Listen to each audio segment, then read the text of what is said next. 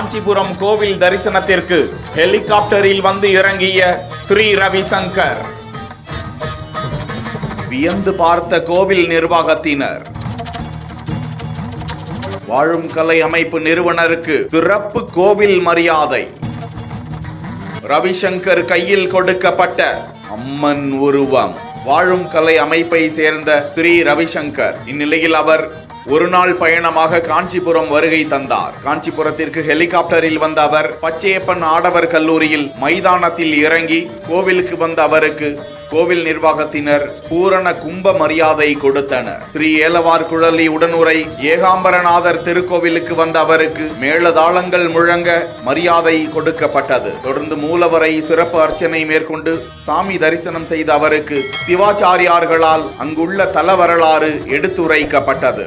தொடர்ந்து திருக்கோவில் சார்பாக வெள்ளி அம்மன் சொரூபமும் பிரசாதங்களும் அவருக்கு வழங்கப்பட்டன.